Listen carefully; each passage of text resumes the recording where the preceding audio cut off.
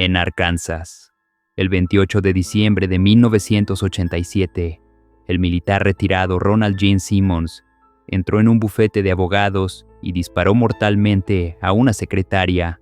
Luego se dirigió a una compañía petrolera, a una tienda de conveniencia y, por último, a su antiguo lugar de trabajo en Woodline Motor Freight, donde también se produjeron disparos. Todo el ataque duró 45 minutos. Al terminar, Simmons había matado a 2 personas y herido a otras 4. Tras disparar fatalmente a la gerente de oficina Joyce Butts en Woodline Motor Freight, Simmons se entregó a una secretaria. «He matado a todos los que querían hacerme daño», le dijo. Esperó allí a la policía y, cuando llegó, entregó su arma sin oponer resistencia. Pero el más atroz de los crímenes cometidos por Simmons aún no se había descubierto y ya había pasado algunos días. Cuando la policía no pudo comunicarse con la familia de Simmons, 2 oficiales se dirigieron a la casa aislada en las faldas de los montes Ozark. Allí, junto a regalos envueltos bajo un árbol de Navidad adornado, yacían los cadáveres de 12 familiares de Simmons. Cada uno estaba cubierto con un abrigo. Más tarde, los agentes encontraron a los 2 nietos pequeños de Simmons, envueltos en plástico y escondidos en coches abandonados aparcados cerca. Los investigadores se dieron cuenta de que Simmons había comenzado su ola de asesinatos con su propia familia casi una semana antes. Ronald Gene Simmons nació el 15 de julio de 1940 en Chicago, Illinois, siendo el primer hijo de Loretta y William Simmons. Su hermana, Nancy Ellen, nació el 4 de febrero de 1942. La familia sufrió un duro golpe cuando su padre falleció de un derrame cerebral a principios de 1943. Un año después, su madre contrajo matrimonio con William Griffin, un ingeniero civil del Cuerpo de Ingenieros del Ejército, con quien tuvo otro hijo, Peter. En 1946, la familia se trasladó a Arkansas, estableciéndose en el pueblo de Hector, en las colinas de Ozark. Fue allí donde Gene experimentó los días más felices de su infancia, desarrollando un gran amor por la libertad y la vida al aire libre. Sin embargo, este periodo idílico terminó cuando se mudaron a Little Rock en 1950. El adolescente no logró adaptarse a la nueva vida, volviéndose hosco, malhumorado y celoso de sus hermanos. Sus constantes rabietas llevaron a sus padres a inscribirlo en un internado católico para chicos con problemas, del que regresó en menos de un mes. Posteriormente, asistió a la Academia Morris en Searcy durante el curso 1955 hasta 1956. Su vida pareció encontrar rumbo cuando se unió a la Marina en 1957, iniciando una carrera militar ejemplar donde destacó por su meticulosidad en el trabajo administrativo, demostrando ser un burócrata nato. En 1960, durante su servicio, conoció y se casó con Becky Ulibarri, de Walsenburg, Colorado. Ella, que desde un principio simpatizó con el padrastro de Ronald y mantuvo una relación cercana con su cuñada Nancy, lo adoraba, pero sufría de baja autoestima y soportaba sus regaños con la determinación de ser una mejor esposa. Tras dejar la Marina en 1963, Simmons intentó una carrera bancaria que apenas duró 4 meses, por lo que decidió reingresar al ejército, esta vez en la Fuerza Aérea. Su agudo sentido del orden y sus conocimientos lo llevaron a la Oficina de Investigaciones Especiales en Vietnam, donde su naturaleza reservada y su eficiencia le consiguieron ascensos, condecoraciones y privilegios. Incluso recibió la Estrella de Bronce por su serenidad durante la ofensiva del Tet de 1968. Después de Vietnam fue asignado a San Francisco y posteriormente transferido a Inglaterra en 1973. Fue en esta etapa cuando comenzó a mostrar un comportamiento violento, golpeando a su esposa. Ronald Simmons era un lector voraz que sabía sobre diversos temas y discutía fácilmente si alguien lo contradecía. Con Becky era particularmente sarcástico, ridiculizando en público su acento rural. Ejercía un control absoluto sobre su familia. Administraba las finanzas con mano de hierro, obligando a su esposa a suplicar dinero para lo esencial, mientras él adquiría objetos costosos. Llegó a interceptar y leer todo el correo familiar. Dictaba las cartas que Becky podía escribir y dosificaba los sellos postales como una recompensa. Para asegurar su dominio, prohibió que hubiera teléfono en la casa, considerándolo un lujo y una tentación que no podía permitir. En 1976, Simmons fue asignado a la Organización de Sistemas Espaciales y de Misiles en Cloudcroft, Nuevo México, donde adquirió una vivienda que excedía sus posibilidades económicas, aunque nunca abandonó el anhelo de regresar a su añorado Héctor, en Arkansas. Tras su retiro del ejército en 1979, permaneció en Cloudcroft como funcionario de la División de Ciencias de la Computación de la Fuerza Aérea. A lo largo de 21 años, Becky dio a luz a 7 hijos. Tras complicaciones en el parto de Rebecca, su última hija, el médico le advirtió que otro embarazo podría ser fatal. Ronald reaccionó con furia, pues consideraba la procreación como símbolo de virilidad, pero finalmente cedió ante las súplicas de su esposa y permitió que se realizara una ligadura de trompas. Cuando Becky dejó de ser el centro de su afecto, Ronald volcó su obsesión en Sheila, su hija de 16 años, a quien siempre había favorecido abiertamente. La colmaba de regalos y la llamaba princesita. Durante un viaje en automóvil a California en el verano de 1980, Simmons cruzó el límite de la monstruosidad al ultrajarla por primera vez. Sheila, una joven tímida y retraída, comprendía la anormalidad de aquellos actos, pero se sentía incapaz de resistirse. El embarazo resultante eventualmente reveló su secreto. En el día de su baile de graduación en 1981, Ronald anunció a Becky y a sus hijos mayores que él era el padre del bebé de Sheila, mientras la familia quedaba horrorizada. Él mostraba casi euforia. Aunque consciente del riesgo legal, ordenó a todos guardar silencio. Su hijo mayor, Gene Jr., desobedeció y alertó a una trabajadora social, quien inició procedimientos legales para proteger a Sheila y sus hermanas. No obstante, cuando se emitió la orden de arresto, la familia Simmons ya había partido rumbo a Arkansas. Tras huir de Nuevo México para eludir los cargos, Ronald Gene Simmons se estableció con su familia en Arkansas, anhelando recuperar la felicidad que había conocido en su infancia en el pueblo de Héctor. Alquiló una casa en Ward, condado de Lonoke, mientras esperaba adquirir una propiedad permanente en su anhelado destino, revisando obsesivamente los anuncios inmobiliarios. Bajo su férreo control, la familia permaneció en un aislamiento absoluto, prohibiéndoseles incluso abrir la puerta en su ausencia. Consiguió empleo inicialmente como archivista en el Centro Médico de Veteranos de Little Rock, trasladándose luego a la oficina de reclutamiento. Sin embargo, su situación económica era desesperada. Arrastraba una cuantiosa deuda por la hipoteca de su propiedad en Nuevo México y sus ingresos resultaban insuficientes para mantener a Becky y los 6 hijos que permanecían en el hogar. Entre ellos se encontraba Sylvia Gale, hija de su relación con Sheila, la cual continuó tras la mudanza. A fines de 1983, Sheila resultó embarazada nuevamente. Simmons, a pesar de su oposición pública, obligó a Sheila a interrumpirlo. Tiempo después, Sheila se matriculó en la Escuela de Negocios Droghun, en Ward, donde conoció a Dennis McNulty.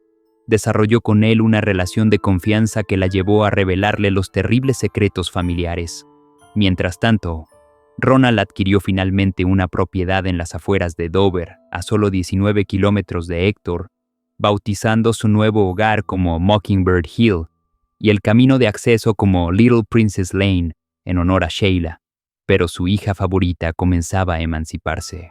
Cuando Sheila anunció su compromiso con Dennis, Ronald interpretó esto como una traición personal. Su amor posesivo se transformó en odio cuando ella contrajo matrimonio en septiembre de 1984 y se mudó a Camden, tras lo cual Ronald le dijo que la vería en el infierno. Con Sheila ausente y sus hijos mayores independizados, el dominio de Ronald se resquebrajaba. Intentó transferir su obsesión a Loretta, otra de sus hijas, pero esta resultó ser más inteligente e independiente que su hermana. Becky, mientras tanto, comenzaba a resistirse sutilmente, creando canales de comunicación clandestinos con sus hijos adultos y burlándose de su esposo a sus espaldas. La vida de Simmons se desintegraba progresivamente. Para subsistir, debió aceptar 2 empleos mal remunerados en Russellville, donde sufrió la humillación de someterse a una supervisora, Joyce Butts. Su intento de establecer una relación inapropiada con una compañera de trabajo, Kathy Kendrick, resultó en una amonestación formal que lo llevó a renunciar. Recluido en su habitación, Simmons se abandonó física y emocionalmente. Su apariencia se volvió descuidada, su consumo de alcohol aumentó y su propiedad, a pesar de las constantes mejoras que exigía a su familia, adquirió el aspecto de un vertedero. Ronald Gene Simmons había llegado al epítome de su fracaso. Mientras Becky ganaba confianza y planeaba abandonar a su esposo con el apoyo de sus hijos adultos, Gene Simmons urdía un plan macabro. Había decidido llevar a cabo una idea que rumiaba desde hacía meses, y al enterarse de que toda la familia se reuniría en Navidad, todos los detalles encajaron. Dejó su trabajo el 18 de diciembre y comenzó su espera. La mañana del 22 de diciembre de 1987, después de despedir a 4 de sus hijos menores hacia la escuela, Simmons acudió a una tienda de armas para adquirir un revólver calibre .22. Regresó a la casa en Mockingbird Hill, donde las decoraciones navideñas creaban un grotesco contraste con lo que estaba por ocurrir. Encendió las luces del árbol y el televisor antes de iniciar su masacre sistemática. Con una palanca y la pistola recién comprada, se dirigió a la habitación donde dormían su hijo mayor y su nieta. Despertó a Gene Jr., golpeándolo con la palanca, y cuando éste intentó defenderse, le disparó 5 veces en el pecho y la cabeza. Becky, que escuchó los disparos desde su habitación, fue la siguiente víctima, alcanzada mortalmente antes de poder reaccionar. La pequeña Bárbara, de 3 años, fue estrangulada con las propias manos de su abuelo. Con calma metódica, Simmons arrastró los 3 cuerpos hasta un pozo que servía de letrina y regresó a esperar el retorno de sus hijos menores de la escuela. Cuando Loretta, Eddie, Marianne y Rebecca Lynn llegaron eufóricos por el inicio de las vacaciones, su padre los engañó prometiéndoles regalos especiales. Comenzando por Loretta, los hizo entrar uno por uno al hogar. A la joven la estranguló hasta la muerte, y para asegurarse del resultado, sumergió su cabeza en un barril de agua de lluvia durante varios minutos, completando así el 7º asesinato de ese 22 de diciembre de 1987, que incluía 5 de sus hijos, su esposa y una nieta. El 26 de diciembre, cuando su hijo William, de 22 años, llegó con su esposa Renata y su bebé de 1 año y medio, lo recibió con disparos instantáneos que mataron a los adultos. Luego tomó al pequeño y repitió el mismo método mortífero: estrangulamiento seguido de ahogamiento en el barril de agua. La culminación de su masacre familiar llegó con la visita de Sheila, su hija favorita, que había sido su víctima durante años. Al momento de entrar, tanto ella como su esposo Dennis recibieron disparos mortales. Luego Simmons volvió su furia contra sus nietos. Sylvia Gale, de 6 años, quien era tanto su hija como su nieta, y Michael, de 2 años. Ambos sufrieron el mismo destino de estrangulamiento y ahogamiento, elevando el total de víctimas familiares a 14. Metódicamente, envolvió los cuerpos de los nietos en sábanas de plástico y los ocultó en los maleteros de 2 autos abandonados. Al regresar, cubrió el cuerpo de Dennis con su propio abrigo y a Sheila con un mantel especial, en un último gesto de posesión hacia su hija favorita. Consciente de los detalles que podrían delatarlo, recuperó personalmente los regalos navideños que su esposa había encargado y pasó el día bebiendo en un bar local. Durante los siguientes días convivió perturbadoramente con los cadáveres de Sheila y Dennis, pero para el 28 de diciembre, su violencia buscó nuevos objetivos. Tras recuperar las llaves del auto de su hijo sumergiéndose en el pozo con los cuerpos, se dirigió a Russellville armado con una nueva pistola. Su primer blanco fue Kathy Kendrick, a quien acribilló en el bufete donde trabajaba. Luego buscó a James Chaffin, un antiguo colega. disparándole mortalmente en su oficina. En un supermercado donde había trabajado, abrió fuego indiscriminado, hiriendo a 2 personas. Finalmente localizó a su ex supervisora Joyce Botts, a quien disparó múltiples veces creyéndola muerta, aunque sobreviviría milagrosamente. El episodio culminó cuando tomó como rehén a Vicky Jackson, anunciándole que había cumplido su misión y ordenándole llamar a la policía. Mientras esperaba su arresto, conversó tranquilamente sobre su lista negra de víctimas. Cuando las autoridades llegaron, se rindió sin resistencia, poniendo fin a una de las peores masacres familiares en la historia de Estados Unidos, que había cobrado 14 vidas de su propia familia y 2 más fuera de ella. Durante su interrogatorio, Simmons se mostró notablemente cooperativo y carente de toda emoción. Reveló con precisión metódica no solo los crímenes cometidos el 28 de diciembre, sino también el asesinato de sus 14 familiares en los días previos, sumando un total de 16 víctimas mortales. Su frialdad llevó a los investigadores a cuestionar su salud mental. Su absoluta falta de remordimiento y la minuciosidad de sus confesiones perfilaron a un asesino calculador cuyo único destello de humanidad parecía ser su necesidad de que su historia fuera conocida. Tras su captura, fue trasladado para una evaluación psiquiátrica donde 4 especialistas coincidieron en que no presentaba trastornos mentales significativos, sino que era plenamente consciente de sus actos y carecía de empatía. Con una orden de registro, las autoridades recuperaron 12 cuerpos del pozo y la casa, donde el estado avanzado de descomposición generaba un hedor insoportable. Días después, encontraron los cuerpos de Sylvia y Michael en los maleteros de los automóviles. Las autopsias revelaron que múltiples víctimas presentaban entre 5 y más de 10 impactos de bala, evidenciando la hazaña de los ataques. Los casos se dividieron en 2 procesos judiciales, uno por los 14 asesinatos de su familia y otro por los homicidios del 28 de diciembre. Simmons buscó activamente la pena capital, argumentando que cualquier otra condena constituiría castigo cruel e inusual. Fue declarado culpable en ambos juicios, recibiendo 2 sentencias de muerte más 147 años de prisión.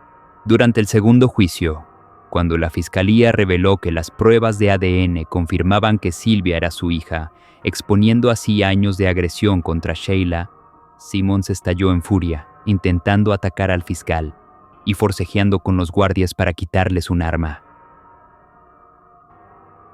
Ronald Gene Simmons quedó solo en el corredor de la muerte, donde su actitud resignada generó malestar entre los demás reclusos, quienes consideraban que su negativa a luchar contra la sentencia perjudicaba sus propias apelaciones.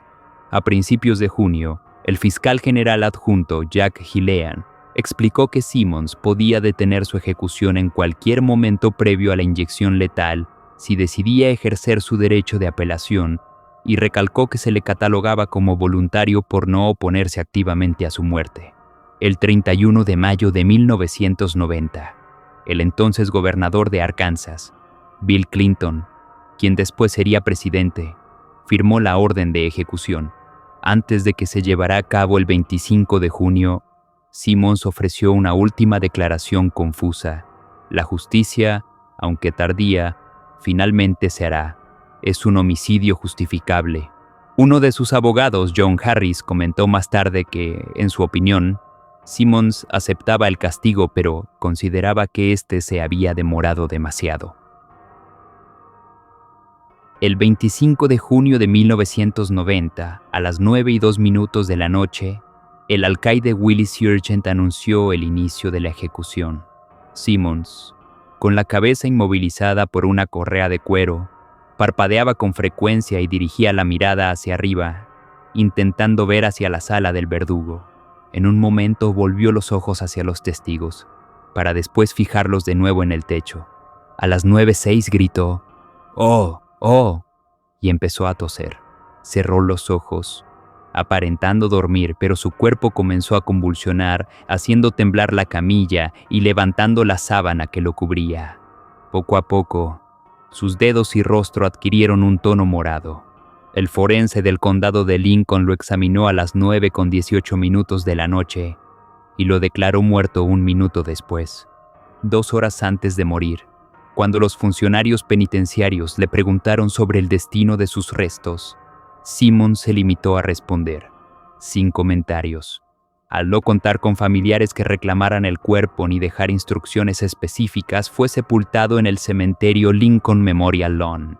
Los detalles del sepelio se mantuvieron en secreto hasta 20 minutos antes de la ceremonia, a la que asistió su hermana, Nancy, y otros parientes. Fue enterrado en una tumba anónima donde su lápida, de manera controvertida, solo conmemoraba sus logros militares, omitiendo por completo los 16 asesinatos que habían marcado su lugar en la historia criminal de Estados Unidos. Ronald Gene Simmons perpetró una de las masacres familiares más devastadoras en la historia de Estados Unidos, asesinando a 14 miembros de su familia, antes de ejecutar un segundo ataque que dejó 2 muertos y 4 heridos. Su conducta evidencia un patrón de control absoluto, aislamiento, sadismo sexual y venganza paranoide, desplegados en una secuencia metódica, fría y emocionalmente desconectada. Simmons creció en un entorno marcado por pérdida paterna temprana, disciplina rígida y una relación ambivalente con la autoridad. Desde su adolescencia mostró rasgos temperamentales explosivos, celos y dificultad para la adaptación social. Su posterior ingreso a la Marina y luego a la Fuerza Aérea le ofreció una estructura que reforzó su necesidad de orden, jerarquía y dominio, pero también potenció rasgos de perfeccionismo obsesivo y rigidez autoritaria. En el ambiente militar, donde la obediencia era ley, Simmons halló un modelo de funcionamiento que trasladó a su familia, convirtiendo el hogar en una extensión de la institución castrense. Su matrimonio con Becky Ulibarri revela una dinámica de sometimiento y control coercitivo. La esposa era una figura pasiva, sometida a humillaciones públicas y restricciones materiales y emocionales. Este control absoluto funcionaba como descarga de su inseguridad narcisista, en la que toda desobediencia era interpretada como traición. Su estructura de personalidad corresponde a un narcisista maligno con rasgos sádico y paranoides, un sujeto que proyecta su frustración en aquellos que considera extensiones de sí mismo y al perderlos, los destruye como acto de reafirmación del poder perdido. El deterioro económico, la emancipación de su hija Sheila y la resistencia emergente de Becky marcaron una fractura irreversible en su equilibrio narcisista. Simmons interpretó estos hechos no como conflictos normales, sino como ataques directos a su autoridad patriarcal, lo que activó una necesidad de restaurar el orden mediante el aniquilamiento total. La proximidad de la Navidad, la reunión familiar y el simbolismo religioso refuerzan el contraste entre el ideal de familia perfecta que había perdido y su decisión de poseerlos para siempre, transformando la celebración en una escena ritual de destrucción. El homicidio en este sentido se convierte en acto de control final y purificación, no en impulso momentáneo. El móvil no fue económico ni impulsivo, sino narcisista y punitivo. Simmons se vio a sí mismo como un patriarca divino cuya autoridad había sido socavada. Su masacre fue, en esencia, un acto de restauración simbólica de dominio absoluto. Cada asesinato representó una respuesta al sentimiento de pérdida de control. Ronald Gene Simmons exhibe una psicopatía estructurada, fría y metódica. A diferencia del psicópata hedonista o impulsivo, su patrón se basa en control, dominación y destrucción sistemática. Su psicopatía no se expresa en la búsqueda del placer inmediato, sino en la anulación total de los otros como forma de reafirmar su poder. En su mente, eliminar a su familia fue una purga, no un crimen. Ronald Gene Simmons representa un paradigma del asesino familiar autoritario con estructura narcisista y núcleo sádico. No mató por placer inmediato, sino por control total, destruyendo lo que ya no podía poseer. En su mente, su crimen fue una restitución del orden, una forma de inmortalizar su poder patriarcal ante la humillación social y la pérdida del dominio familiar. Su serenidad tras los asesinatos y su aceptación de la pena capital reflejan la culminación de un pensamiento cerrado y autojustificativo. Simmons no fue un loco, sino un hombre que confundió la autoridad con el derecho a matar. Si te gustó este video y quieres saber más de asesinos en serie, puedes echarle un vistazo a las listas de reproducción que se muestran a continuación. No olvides suscribirte, si acaso no lo estás, comentar y dejar tu like. Nos vemos en la próxima.